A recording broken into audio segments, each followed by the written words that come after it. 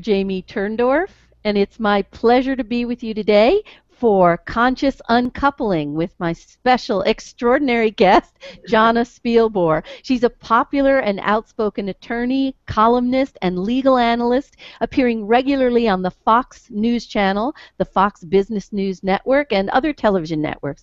She's the resident legal expert, taking calls and having fun every Thursday morning on the #1 morning radio show in New York Hudson Valley's WPDH 101.5. And Jonna also hosts a 2-hour live radio talk show, Happy Hour, with Jonna and Carol on Thursday nights at Mix 97.7 FM. And she frequently lends her legal voice to other television projects, most recently appearing on Paula Deen's True Hollywood Story. And she practices law in 3 of the nation's most influential jurisdictions, New York, California, and the District of Columbia. And she owns and operates Jonna Spilbor Law, a full-service extended hour law firm whose practice is dedicated primarily to the areas of criminal defense, driving while intoxicated, family law, and divorce, including same-sex marriage, equality issues, living together law, personal injury, accidents, civil rights, and more. And she has offices in Poughkeepsie, New York, and Manhattan. So, Jonna, welcome to Ask Dr. Love Radio. So happy to be here, Dr. Love. Great to see you. You too. So I love your little title card, Attorney Extraordinaire. I thought we'd be a little bit light today. Absolutely fun. So talk to me. Besides being gorgeous, I did a search on you when I was trying to connect with you and get your bio down, and I did a search, and one of the things that came up was Jonna Spilbor hot. Did you know that? I've heard, which is better than what the other things that come up are Jonna Spilbor age, which is the best kept secret. I will never reveal. Wow. Wow. Wait, I won't reveal that either. Wow, that's funny. So let's talk about our topic today, conscious uncoupling, because I wasn't even aware that your practice spanned into all these unusual realms that a lot of lawyers don't cover. So do you also work with conscious uncoupling in your practice? Well, it depends on your definition of conscious uncoupling, but no, Jonna, most lawyers work with unconscious uncoupling. They beat each other unconscious, right? Exactly. But for most of us, conscious uncoupling is a very gentle way of describing getting divorced. And when I originally heard the phrase, when Gwyneth Paltrow came out in her $6,000 jeans and said, "Hey, I'm going to consciously uncouple from my husband and the father of my children," I said to myself, who does she think she's fooling? But Dr. Love, I can tell you that she's actually onto something. Because, like you said, when people are getting divorced, it's such an emotional roller coaster. But does it have to be? Does it have to be? That's what I want to talk about today. Right. All right. Okay, we're done. It doesn't have. The thing is, we always talk about the ideal. How can you uncouple in a conscious and loving and considerate way? Well, if you were capable of doing that, you wouldn't be getting separated or broken up or divorced, because the issues that you were not able to manage in the relationship are what are biting you in the butt as you try to uncouple. Precisely. And then add to that 9 times out of 10, it's not both parties' decision to uncouple.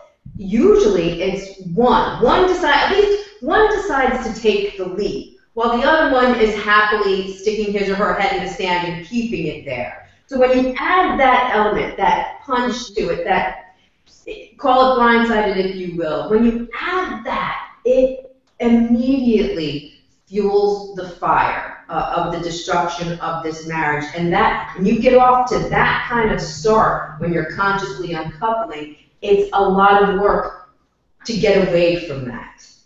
Then you add in the fact that now you're not just dealing with the heart, you're dealing with the bank account and the household furniture, and let's not forget, if applicable, the children. So it is a cauldron. It's so much of a cauldron of emotions and other factors that it's almost easier to fight about it then to consciously take it down a notch. That's probably the underlying issue in most divorces. Well, and the thing is, by the time we're getting divorced, the tempers are so high. We have not been able to resolve our issue, whatever it is, the money, the sex, the whatever, the in-laws. Mhm. So if you could use the time to actually look at yourself and say, I could learn and I could grow in this experience. What is it that I can do to be a better person in this uncoupling than I was in the relationship? You know, That would and so be a wouldn't it great be approach. amazing? It would be amazing because, and the thing is, I've actually had couples come to me. I will never forget the couple that was already deep in the throes of the process of separating and divorce, but they came to me, and in the effort to work together, they actually ended up not getting divorced Isn't because that you something? know, because you learn what it was that you were doing that was making the relationship not work. And in the process, then you're able to say, wait, maybe we can make this work out. So that could be a side benefit of the thing, you know? Perhaps the divorce process is actually the wake-up call. I tell my clients all the time, nobody ever wakes up in the morning and goes, oh, gee, honey, you're the best thing that ever happened to me. I love you so much. Let's get divorced. That's not Yeah. how it happens. It's a devolution of the process. And until you actually take the time to investigate it, it hangs out there until one or the other or both says, I've had enough. Right. It's so tragic. Now, how would you define conscious uncoupling? All right, in the real world, let's define it like you or me would define it, not how Gwyneth Paltrow would define it or any celebrity. Right. If you're going to consciously uncouple, first thing you're going to do is not set aside the bank account, the money, the couch, the antiques, all the things you acquired. Put that aside first and say to yourself, where am I now and how much happier do I want to be when this process is done and how do I go about achieving that? First and foremost, if you have children, your decisions have to put them in front. Let me give you an example.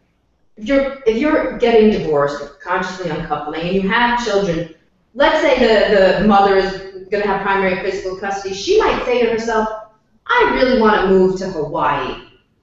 But you can't move to Hawaii if that means taking the children away from the father. You have to be the bigger person and say, I might not be in love with this man, but he's a good father, and my children deserve to be close enough to him to have his influence in their life.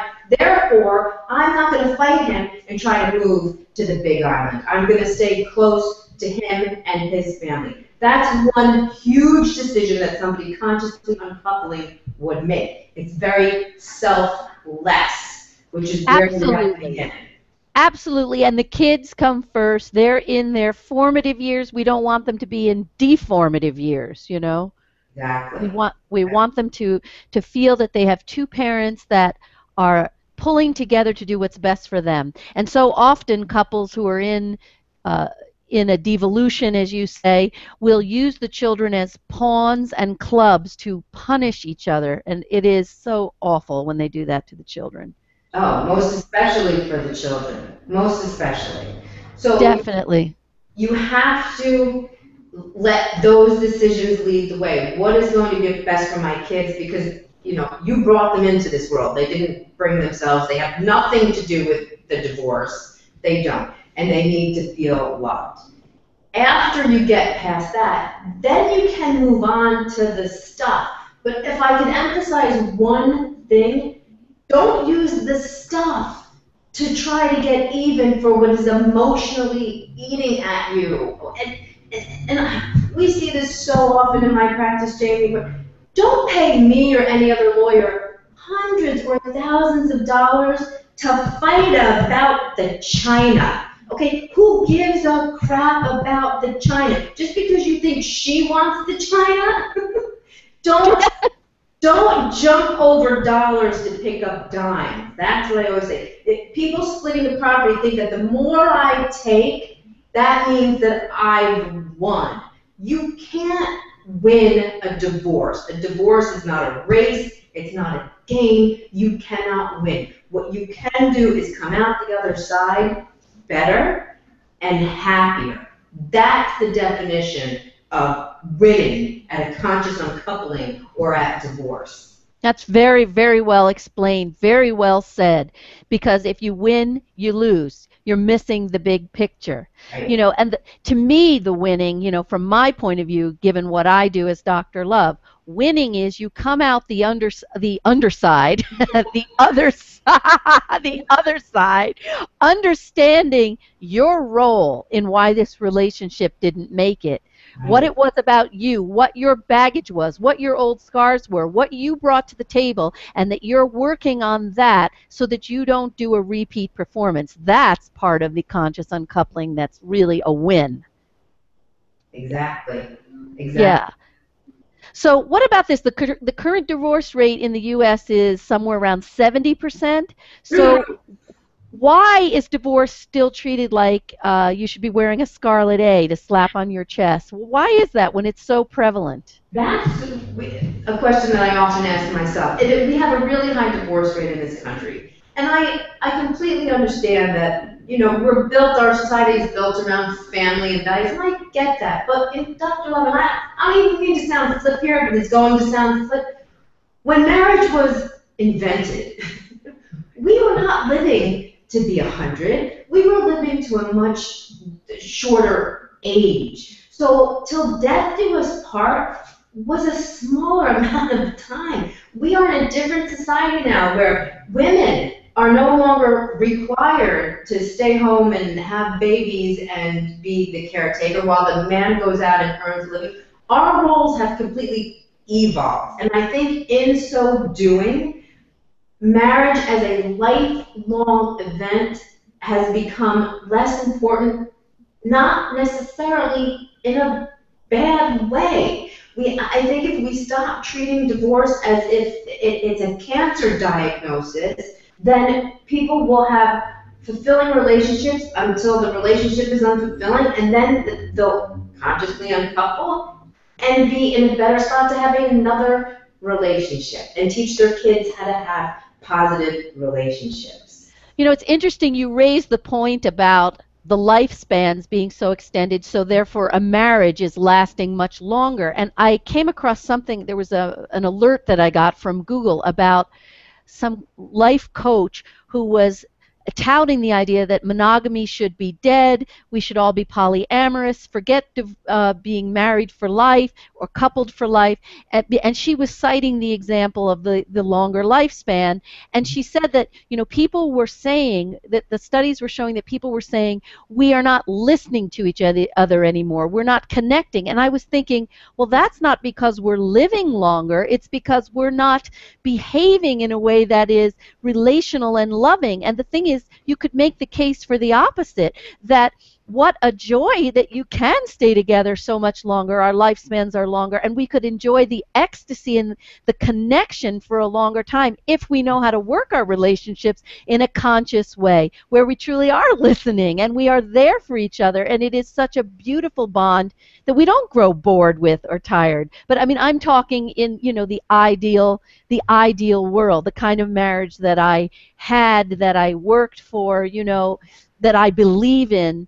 So I don't think, to me, when that woman said, well, the answer is just don't be with anybody for a very long time. Well, in a way, it's sort of just being like a dry drunk. I'm not dealing with my problem. I'm not learning how to relate in a healthy way. I'm just avoiding it and not having a long-term relationship. Do you know what I'm saying?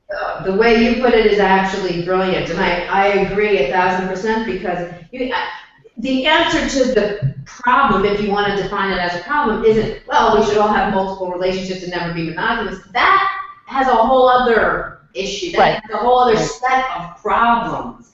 So that's exactly. not it either. But I think. Let me tell you, wait, I'm so sorry to interrupt you. I got so away with myself. I have to take a break. But I'll be back with you in a moment on Ask Dr. Love Radio. Welcome back to Ask Dr. Love Radio. I'm Dr. Jamie Turndorf, and I'm talking with attorney extraordinaire, Jonna Spilbor, the expert, Fox Legal News's legal analyst. She's just my favorite. I just love her so much. I love everything about her. She's adorable. She's smart. She's brilliant. She's sweet. I just love Jonna. So Oh, this, God. Jonna, this is the time in my show I call Dr. Love's Quickie because you can guess why it's a short segment. You got to slip it in and out real fast here. So, so in this quickie, I wanted to just take a second to talk about from a legal point of view and also from a shrink's point of view how we could use the process of breaking up and divorcing to actually help us heal the pain associated with breaking up, including the pain of earlier breakups, because when you break up, it brings up other memories of earlier losses. So through the process, how can you free yourself so old emotional baggage isn't dragged into the next relationship, so you're free to love without fear? You have any thoughts on that? That's a great question. Yes. I don't know if you're going to like what I have to say, or maybe you will because you are a shrink. You have to, Okay, you have to be unafraid to look at what you do wrong. And absolutely. listen, we're not perfect. Nobody is perfect. We all make mistakes. Whenever couples decide to end their relationship, it is not one person's fault. And one of the biggest mistakes we make is pointing our finger at the other person and proclaiming, it is your fault. You drink too much, you get the cap off the toothpaste, you smell it, whatever it is. But it's not. It's the way that we have either improperly dealt with that issue in someone else or our own and our failure to communicate about it. So I think what we have to do to get better is not be afraid to look at our warts and all, what we have done wrong, where we could improve, and really examine that. It's going to be uncomfortable. It ain't going to feel good. But in order to get better, you got to go deep. And you know what is so paradoxical? If we did this in the relationship, we might not be breaking up. You Exactly. know, if I actually said to you as my partner, listen, I want to be a 10 for you as your partner. I want to know what I'm doing that isn't working for you, what I could do to be a better partner to you. If we did that in an open and a heartfelt way, and then we listened and we responded, we wouldn't be breaking up, would we? I agree. And you wrote the book. You literally wrote the book on that. I couldn't agree more, but it's hard because we don't want to admit what we do wrong in relationships. We don't want to admit our imperfections. And until we do, we won't be perfect, right? We just won't. And it's very, very hard. And again, when you're in the actual legal process of this, you're dealing with this emotional stuff and you're dealing with the legal and the financial stuff. And oh my gosh, they go at it like they're your two boxers in a single ring. It's I very, know. I know. You remember the opening scene of Wedding Crashers where they're trying to haggle out how to divide their property and they're arguing over the frequent flyer miles? You remember that scene? very And then she gets so pissed she says, "Just shut up when you're talking to me." right, right. Oh, right, right. And then, yeah, baby, go comatose on me because she just needs another pill, and it's just horrid.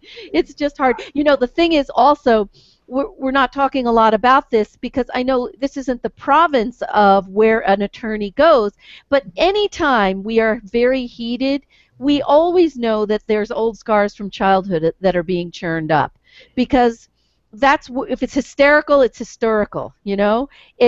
Nobody is going to activate your old scars better than your partner. And the next thing you know, you are now my mother who I hated, my father who I hated. I couldn't beat my mother up, but I can kill you. And you don't even realize anymore what pot you're really stirring here and who you're punishing. Exactly. And again, it Yeah. requires some introspection. And believe you me, even though I handle the legal part of this, when I have a client who's being excessively obstinate or over the top temperamental, I will always sit down with him or her and say, it's never about what it's about. Why are you truly hanging on to the ottoman? Why do you really give a crap about this Barco mattress? Please tell me what it's Exactly. about. And so we Exactly.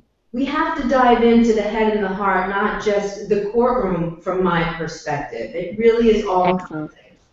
Exactly. Let me give you a few tweets. I always lay a few tweets into the quickie segment to drive the messages home. So here's one. When we throw in the relationship glove, it's important to do so with love.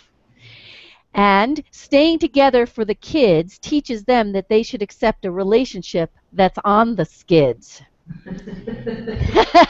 When you take radical responsibility for your role in a breakup, you may find yourself achieving a makeup. And last but not least, how many relationships could be saved if people had the courage to take a look at how they behaved? All right, I'm going to take a brief break and I'll be back with you in a moment on Ask Dr. Love Radio. Welcome back to Ask Dr. Love Radio. I'm talking about conscious uncoupling with my extraordinary guest, Jonna M. Spilbor. She's that wonderful Fox News Channel legal expert. She has her own radio show on New York Hudson Valley's WPDH and also a show with Jonna, and it's called Happy Hour with Jonna and Carol. She's just a great person. She's got brains, heart, everything. I just love Jonna. It's a total admiration society. I think I loved you from the first moment we met when I came on as a guest on your radio show. You did, and we fell in love with you too. I know, it was just like a match made in heaven. And it was not a conscious uncoupling, it was a conscious coupling. Exactly. Yeah. Yeah. So what do you think about kids and the climate of conscious uncoupling? We talked a little bit about that, but you know how a lot of times people will say, we have to stay together for the kids. I alluded to that in my tweet. What do you think about that? You know, I probably long ago was one of those people who thought, yeah, that people should actually stay together at all costs when there are kids involved. When I was much younger, I thought that.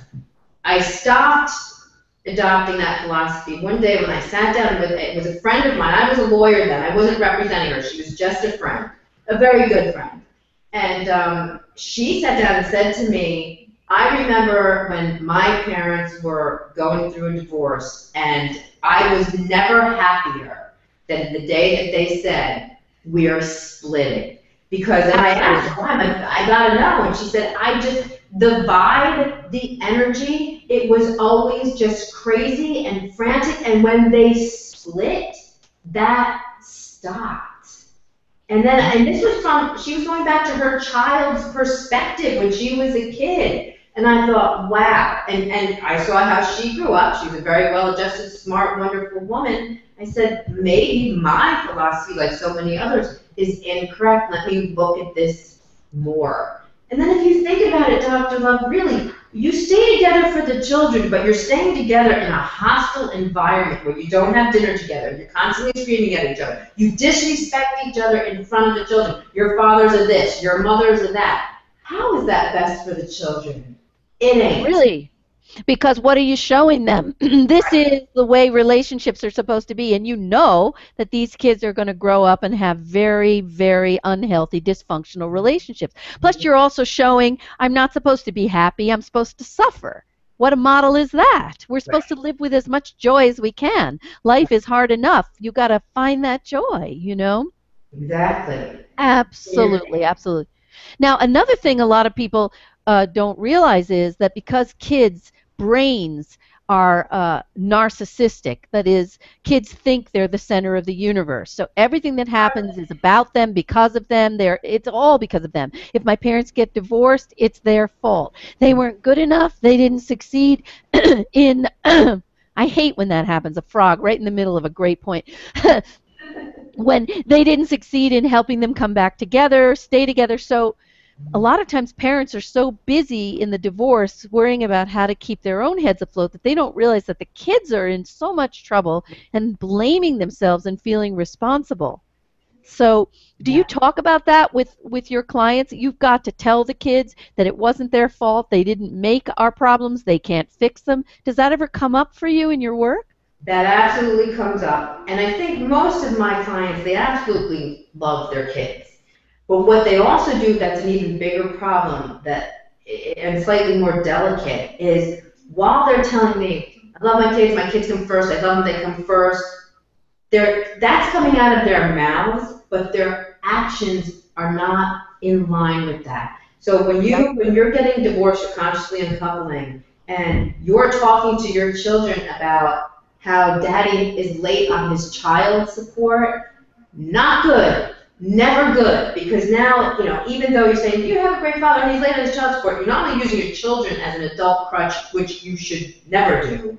The children do not need to know the nitty-gritty, the legalities, or anything that's going on in terms of that aspect of divorce. All they need to know is I still have a mother, I still have a father, and they both love me. So the parents really need to not use their children as a crutch and not talk out of one side of their mouth and act so completely differently, because then you're completely mixing up your children completely. So that's tough. You're reminding me of that scene. I'm thinking movies today. Remember Mrs. Doubtfire, where Robin Williams, dressed as Mrs. Doubtfire, goes to meet the children and Sally Field to apply for the job, and Sally Field starts dissing the father, who's Robin Williams, right? Dissing him in front of the children. And Robin Williams says, as Mrs. Doubtfire, "Excuse me, dear, I'm sure you normally ask the children to leave the room before verbally bashing your ex." And she says, "Oh, well, then I'd never see them." Ha ha ha. You remember that? Yeah, right. I remember that, yeah. So I'm going to, so often people don't realize how we're playing out our childhood wounds in every interaction. So here we are, when we're bashing our soon-to-be ex to our children, it's like a sibling rivalry where we're trying to get favoritism, like our children now are turned into our parent, and our children should favor us and not favor our ex, as if our ex was a sibling and we were competing for attention from our parents so that they would favor us instead of the sibling. You see what I'm saying? We turn the triangle into this twisted thing where the kids are now turned into parents, Parents, and then the kids also will see themselves as the purse. Because when a parent is attaching money to the child and you need to pay for the sneakers, well, what am I paying child support for? And I want to send Susie cream cheese to camp, but that's too expensive. Then the kid now becomes, instead of feeling like a child of love, is feeling like there's a dollar sign on her forehead. And that's positively the worst. The worst. Absolutely, because now I feel like I'm a burden, and you're complaining about what you have to spend for me, and mom should be paying, and then you feel it's just so hurtful. Absolutely hurtful. Absolutely. So now you're not a product of divorce, right? No, my parents haven't. I'm not even going to tell you how long they've been married, because I'm not giving away the age, which, as I told you, is the best kept secret.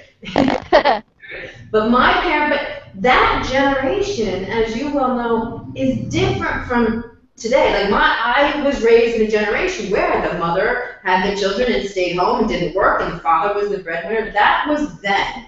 This is now. And don't get me wrong, Dr. Love, marriages can work forever and ever and ever. They absolutely can, but they are work. And I never want any clients or people who decide to end their marriage before the end of their life feel as though they're bad or they're doing something wrong, because you can do it right. You can enter a relationship the right way. You can exit a relationship the right way. My problem is when people exit the relationship the wrong way. Now when you are working with two people who are obviously, do you actually say to people, listen, are we going to do this in a conscious way, as, when people collaborative divorce? That would be a process where we're consciously uncoupling, working collaboratively. You make people sign a contract, will adhere to certain conditions, behaviors, or no? I'm not a fan of the phrase collaborative divorce, but let me tell you why. I am a fan of amicable divorce. I am a fan of a courteous divorce. I am a fan of intelligent divorce. But the problem with the word collaborative is, like as I said, when you are dissolving your marriage, which is like dissolving a business, you are not typically starting off in a place of love. You're not, because at that point, one person's done something to the other person's not responded to correctly. At that point, you don't like each other very much, Dr. Love. You simply don't. So to force people to sit at a table and say, I don't like you, but I'm going to act like I do, to me is completely unrealistic. So instead of having one attorney try to shepherd a fighting couple, I prefer to represent one person and work one-on-one with them to get them over the hurdles that are preventing them from getting to this better place. Because if I can work with one-on-one with somebody, and then another attorney works one-on-one with his client, and they both can come to their own meeting of the mind that way instead of being corralled into this meeting of the mind, I think everybody is better off, and it's simply more realistic. I would hate to have a collaborative divorce situation which may not work out, and now you kick both clients out of the room and say bye-bye, and then they're forced to basically start all over again. Mm-hmm. But I am all about clients who want to go through the process with respect. You don't have to love, you don't have to like, you just have to respect yourself, and if you respect yourself, you will respect that other person, because we will do for others what we want for ourselves. That's not a legal theory, that's just Jonna's theory. Right, and that is a fact, that you are going to reap what you sow. So if you behave in a respectful way and you treat yourself respectfully, you will treat others this way, we would hope. So what about the horrible stories we hear about some attorneys who really try to stir the pot and create more dissension between the people? Is that true? You didn't hear it from me, but I see it so much. Yeah. That's just a different style of practicing law. Who benefits from that? Just like I tell my clients, if you're going to make me fight over who's getting the Barca Lounger and pay me thousands of dollars for a piece of furniture that you could go replace for a couple $100, I'm not going to let you do it. I am not going to let you do it. I would not be the right attorney for that client, because then you're just playing this game where you're trying to hurt the other person, and you think that taking away the things that he or she loved is a way to hurt. More than, I don't want it, I just want to hurt you so that you don't have it. And that's not my style. Yeah. I put my kids through college because you're going to rack up a bigger bill doing it that way, but I'm not going to feel like I've done the best job for you if I let you carry on that way. Really, and it's also just racking up legal fees. Yeah. That's all it is. And only makes sense for the lawyers involved. But seriously, I lay it on the line with my clients, and please, we do not want to fight over stupid stuff. I won't let it happen. So, yeah, and if that's what you want to do, I'm not the right lawyer. I'm not the right lawyer. Right. You don't go to a brain surgeon if you have a toothache, right? It's a different fee, a different style. So that wouldn't be for me. Really. So, that's like if you want to go to a proctologist, and you want to have a butt reaming or something, go to that. It's a different kind of legal experience, and horrid. And the legal system allows for these kinds of abuses. There's no stopping. I see this happen a lot, where the moneyed spouse is able to bash the wife if she's generally the unmoneyed spouse, and he's got power and he's got clout, and he chews her up and spits her out in the legal system, and she gets destroyed, and she can't do the fight. She can't afford it. Right, and the law does try to take care of that. The law now makes the moneyed spouse support the unmoneyed spouse at least for a period of time. So the law has caught up with that trick. Okay. Something else that I don't know if many people want to hear, but what I also discourage is if I have a wife who maybe didn't work as much as she could have, but she's educated and she could go get a job. I don't want to hear her say, he needs to support me for the rest of my life, because you Right. know what, sister? You're capable of doing even better if you go out there, use your brain, make your own money, be self-sufficient. If you get maintenance from him, fantastic. Child support, great. You're going to get what the law entitles you to, but how about the self-worth in becoming something, starting your own business, working for a company that you want to work for, having your own self-worth that you'll bring into the next relationship, or if you never have a relationship, so what? You're sitting on your own pot of gold. I can't encourage people to do that enough. To be as independent as you can be. I mean, this is what we Yes. want to be, self-sufficient and independent. All right, I'm going to take a brief break, and I'll be back with you in a moment on Ask Dr. Love Radio. Welcome back to Ask Dr. Love Radio. I'm Dr. Jamie Turndorf. I'm talking about conscious uncoupling with Fox's legal analyst, Jonna Spilbor, a practicing attorney, media personality, lawyer, and attorney extraordinaire. So, Jonna, let's talk a little bit about money. So, how does money affect the process of consciously uncoupling? If both spouses are of equal wealth, does it make it easier? What if one is wealthier than the other? How does all that play into conscious uncoupling?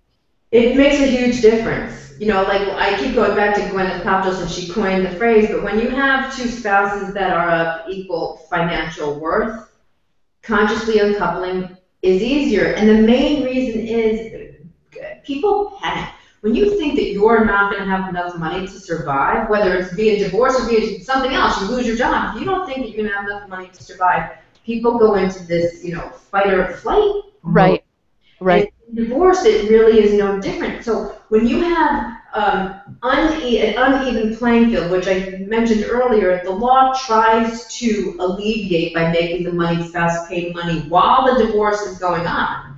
But even still, when you have to beg somebody else, somebody who you no longer love, to pay the electric bill or to pay the mortgage so that you can live day to day while you're splitting, not only is it degrading, but it's incredibly stressful.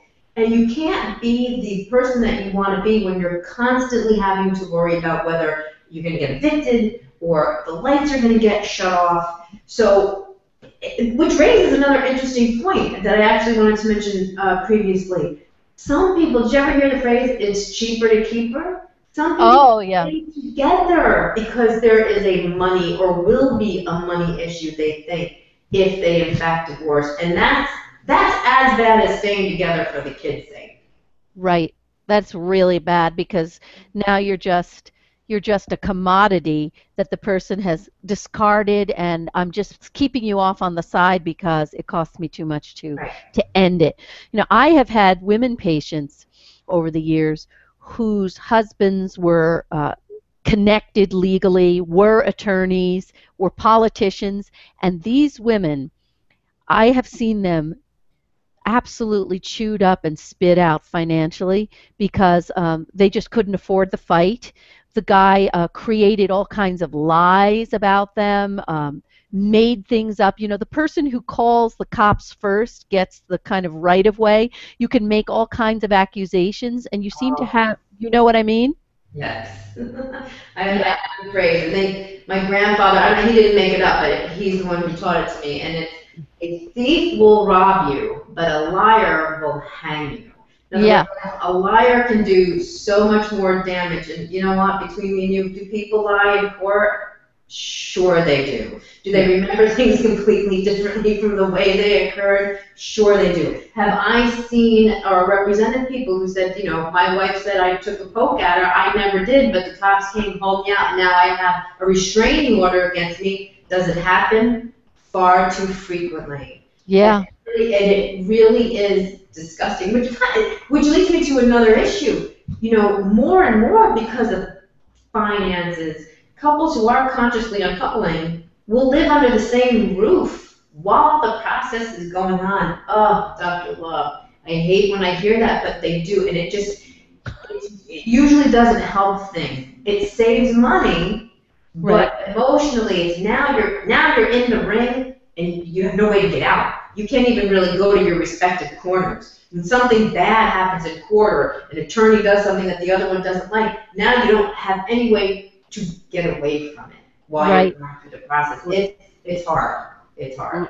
It's the whole thing is hard. Now, do you ever get yourself, because people will try to pull you into the fight, this, do you ever find yourself getting over involved with the client where it's such an awful case and you just feel such empathy for the person? You see the person is getting screwed because perhaps the spouse's attorney is not behaving above board or treating your client fairly. I mean, it must be hard to keep your cool because this is a very emotionally fraught business, right? And it is very emotionally fraught. And sometimes lawyers don't have to keep their cool. I will always keep my cool with the client, but I don't have to keep my cool with another lawyer who I think is behaving badly. Of course, you have to keep your cool with the court. But again, my goal, and I hope my clients realize this from the get-go, is not to rack up the fees. It's I want you to be happy, as happy as you can be. But by the time we get to the end of the road together, and we're doing it together, I want you to feel good about the outcome. And that's a tall order. Because remember, I'm not the shrink. I'm the lawyer. But I have to play a shrink sometimes in the process. Right. Now, I know you give the feeling of a tremendous protective feeling. I actually had a patient come to me who had hired you as her attorney, and the way she described her experience with you was just so wonderful. It was that feeling of, I'm not alone in the world, I've got your back, my protective arm is around you, we're going to do this together, all of the things that are just what we need to feel when we're in crisis. You give that feeling, and your heart comes through in everything you do, even though I know you can be tough, but you've got an incredible heart. Well, that's good to know. It's important, especially when you're going through a process like this. And I mean, it would almost be worth getting married so that I could consciously uncouple with you, because because I mean, you make the pill not so bitter. And the thing, have you ever had it happen where people have backed away and just said, that's it, we're not going to go through with this, we're actually going to cancel the divorce and we're going to make it work? Has it happened for you? Yep. It's happened more than once. And then, I guess I can unhappily report that half of those people came back. Like, they tried it, they were going to get divorced, they tried to work it out, and then it didn't work, and then they came back, which is, again, fine, because there is a right way to end a relationship. And I tell my clients, the end of your relationship is not the end of the world. Mm-hmm, mm-hmm. And even if, I think some people who end a relationship or end a marriage consciously decide that the next time around, we're not going to have the piece of paper. The next time around, we're going to shack up, whatever you want to call it, but this way, kind of keep our independence and know that we're in the relationship because we want to be, not because we have to be. And trust me, this is going to be a trend going forward. If the divorce rates start to go down, I believe it's going to be because the marriage rates are also going to go down. So it skews the statistics. We see less divorce because there's less marriage. Right. I think we're heading in that direction. A couple of weeks ago, I had Vin Armani, the star of Showtime's Gigolos, on, and he was adamant. He was saying marriage as an institution is just totally defective. He doesn't believe in marriage, and there's more and more movement in that direction. But again, I don't believe that it's marriage per se. I think it's how people bring themselves into the union, because there are plenty of people who live together and don't know how to navigate the inevitable conflicts that arise, and they break up. It's easier to break up. You don't have all the paperwork, but the emotion is still just as horribly painful. That's right, the emotion is still there. And then if you're not, my one word of caution would be, if you choose to not get married and you choose to cohabitate, you have to protect yourself legally, because the things that you buy, now you have to prove who owns them. It's not a situation where you get divorced and you split the property 50-50 because you were married. Now it's, I have to get a judge to tell me who really owns this couch, or worse, who owns the cat and the dog. So, but That's the work. it's almost a messier thing. People think, oh, because we're not married, it'll be easier to uncouple. But the fight could even be messier because the law doesn't describe in such a clear way how you uncouple when you're not married, right? Exactly. That's why you have to make the effort to protect yourself. And you can. You can protect yourself legally. You can have cohabitation agreements. You can have powers of attorney. You can have healthcare proxies so that if you're living with somebody and he or she gets sick, you can make the decision whether you're going to pull the plug or not. So you have to do those things. You can't just leave it to fate. That's just a dumb idea. Mm-hmm. Mm-hmm. So tell me a little bit about, in your experience, who is nastier in divorce? Husbands or wives? Who makes it more difficult more often than it need be? All right. You might be surprised by this answer, but it doesn't depend on the gender. It doesn't matter whether it's the husband or the wife. Here's what matters. My theory on divorce is people get divorced when they fall out of love, and they often fall out of love before they decide to get divorced, which means what? People who fall out of love tend to move on. And if you're the one who's moved on, you found a boyfriend or a girlfriend while you're still in your marriage, you will pay. You will pay emotionally because the person who's hurt by that, who's scorned by that, is going to react as one would, feeling that he or she's been cheated on. But the truth of the matter is, you fell out of love first and then you moved on. Not the way to do it, folks. That's not the way to do it. But that's what really sets somebody off and makes them want to hurt back. You know, and this opens up a can of worms that I talk about, and this is not a popular position at all. And I'm not saying that cheating is the proper way to handle your feelings, but in every relationship that falls apart, there's the cheater and the cheatee, Right. and you don't get cheated on in a vacuum. The relationship was broken, and one person may step out and cheat, but the cheatee has to be able to say, listen, I'm not an innocent victim here. No, it wasn't right that the person is cheating on me, but what did I do to make this relationship erode to the point that my partner was so discontent that he or she had to go out? See, that is a very unpopular position, and you have to promise me that when you do a radio show about cheating, Yep. let me come back, because I agree with you. And it's very hard for people to wrap their mind around that concept. I know. Cheating is wrong, and if you cheated on me, you're wrong. But instead of saying, but wait a minute, what did I do to push you away? So, I mean, this is like the ultimate in radical responsibility. And I'm not saying you should have behaved that way, but I still have to come back to me. And ultimately, it's because we don't want to live our lives like innocent victims, walking around like the walking wounded. Ultimately, I have to take responsibility for everything that happens to me.